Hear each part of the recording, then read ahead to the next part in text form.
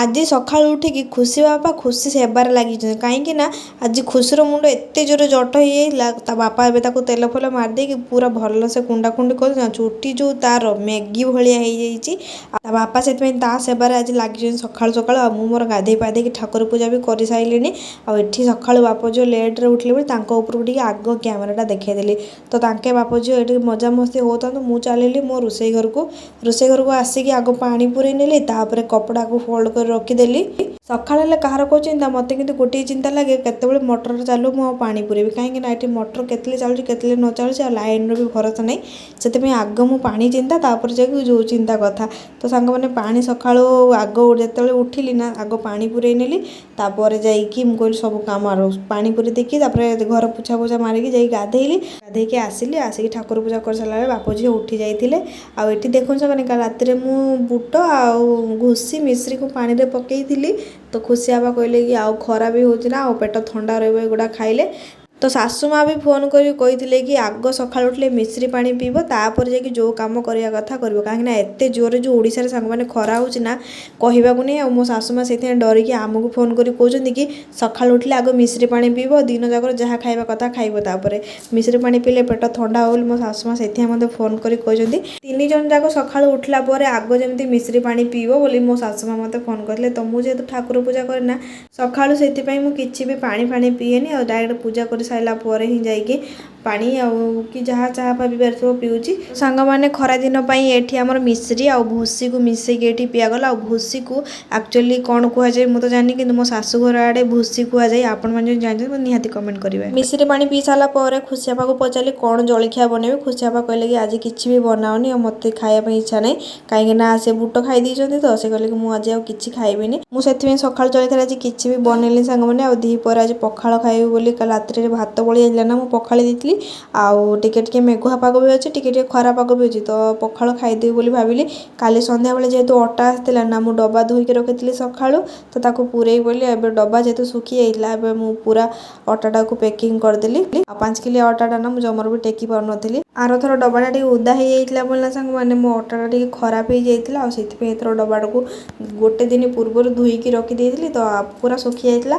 ଆଉ ଏ ଅଟା ଖରାପ ହବାର ବି ନାହିଁ। ଆଉ ଏଥର ନା ଯେଉଁ ଅଟାଟା ଯେଉଁ ଆସିଛି, ଏ ଅଟା ପ୍ୟାକିଂ ଦେଖିକି ମୋ ମନଟା ପୁରା ଖୁସି ହେଇଗଲା ସତ କଥା। ଏ ଉପରେ ଯେଉଁ ଜରିଟା ଅଛି ନା, ସେଇ ଜରିରେ ଆକ୍ଚୁଆଲି ଆଗରୁ ଅଟା ପୁରେଇକି ଦେଇ ଦେଉଥିଲେ, କିନ୍ତୁ ଏଥର ନା ଜରି ଆଉ ଗୋଟେ ଭିତରେ ଦେଇକି ଏଇ ଅଟାକୁ ପ୍ୟାକିଂ କରାଯାଇଛି।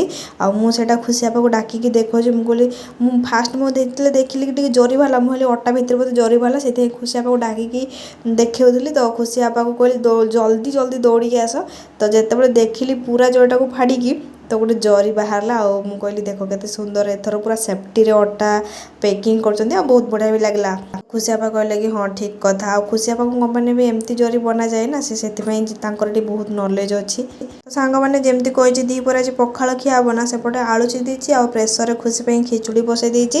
ଆଉ ଏଠି ଭଜା ଭାଜି ବୋଲି ପିଆଜଟାକୁ ଭାଜୁଛି। ଆଉ ଏଠି ବିନ୍ସ ଆଳୁ ଭଜା ଭାଜିବି, ଆଉ ଆଳୁ ବାଇଗଣ ଭର୍ତ୍ତା କରିକି ଖାଇଦେବୁ।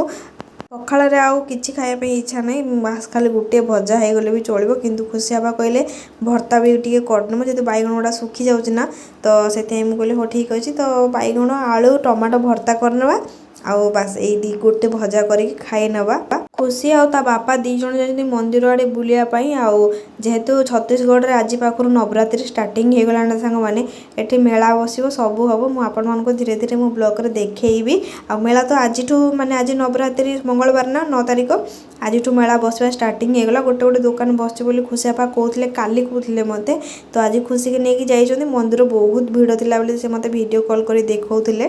ତାଙ୍କ ବାପ ଝିଅ ତ ବୁଲିବା ପାଇଁ ଯାଇଛନ୍ତି, ମୁଁ ସେଇ ଭିତରେ ମୋ ରୋଷେଇ କାମଟା ସାରି ନେଇଥିବି। ଖୁସି ଆସିଲା ମାନେ ତାକୁ ଖୁଏଇ ନେବି। ଏଠି ନା ସାଙ୍ଗମାନେ ସତରେ ଛତିଶଗଡ଼ରେ ବହୁତ ସୁନ୍ଦର ନବରାତ୍ରି ମେଳା ହୁଏ, ଆଉ ମୋତେ ତ ବଢ଼ିଆ ଲାଗେ। ମୁଁ ଯେଉଁଦିନ ମେଳା ବୁଲିବା ପାଇଁ ଯିବି ଆପଣମାନଙ୍କୁ ସେଇଦିନ ଭିଡ଼ିଓ ସେୟାର କରିବି। ମୋର ସେପଟେ ଆଳୁ ସାଙ୍ଗମାନେ ସିଝିଗଲାଣି, ଆଉ ଏଠି ଭଜା ବି ଦର ସିଝା ହେଇଗଲାଣି, ଆଉ ଖୁସିର ଖାଇବା ବି ସେଠି ସିଟି ମାରିଲାଣି। ତ ସାଙ୍ଗେ ଆଜି ଯାଉ ରୋଷେଇ ମୋର ସରିଗଲା ବହୁତ ଜଲ୍ଦି, ମାତ୍ର ହେଇଛି 10:30 ପାଖାପାଖି ହେଇଛି, ସରିଗଲାଣି। ଆଉ ସେମାନେ କେତେବେଳେ ବାପ ଝିଅ ଆସିବେ ମୁଁ ବି ଜାଣିନି। ଚାଲନ୍ତୁ ସେଇ ଭିତରେ ମୋର ଭିଡ଼ିଓଟାକୁ ବି ଏଡ଼ିଟ୍ କରିନେବି। ଏଠି ଫାଷ୍ଟ ଭଜା ଭାଜି ନେଲି, ସବୁ କାମ ସରିଗଲା ପରେ ଯାଇକି ଯେ କଥାବାର୍ତ୍ତା। ପରେ ପଖାଳ पखाड़ खाई सारा पर मु सांग टे शुई जाइली आ खुशी माँ को बहुत जोर निद लगुला से बुली बुली थका जाइला बोली कांदिला बोली मुझे टे शुईदेली आठ मुझे शुईली पखाड़ खाइले केते जे निद आपण मैंने तो निहाती जानते आबे आसली बासन मजापी शुईकी उठला आसली बासन मजा कहीं खाइला मु वीडियो एडिट कली वॉइस ओवर कली तो मत लेट हो गला तो मुझे खुशी की शुला बेलू भी लेट हो जाता से आसिक 4:30 पाखापाखि हो गला एवं बासन मजापी आसी जो भीमटा मुझे दिन आनी आपण तो देखी मेगा मार्ट्रु तो आज तक मुझे खोलुची देखा कौन केमती अच्छी यहाँ प्रथम थर आनी आगुरी मुझे अलग माने भीम आणुली एथर ये कॉम्बो वाला आनी देखा ये कॉम्बो वाला भल लगुच कि नहीं और केमती कौन हो आपको नेक्स्ट ब्लॉग रे शेयर करी दीदी को डाकिलु डाक क खुशी डाकिलु डाक ए खुशी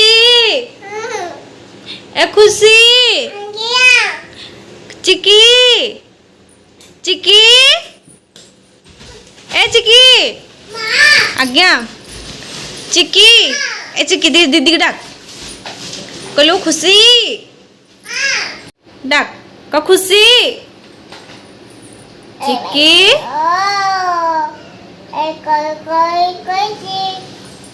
कि गेल उकुड़ी चिकी उकुड़ी होने लो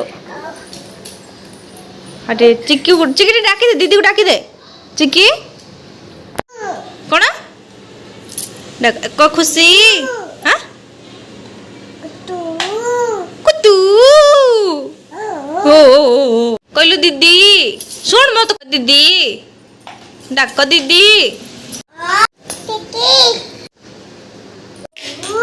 कौन खुशी को डाक खुशी को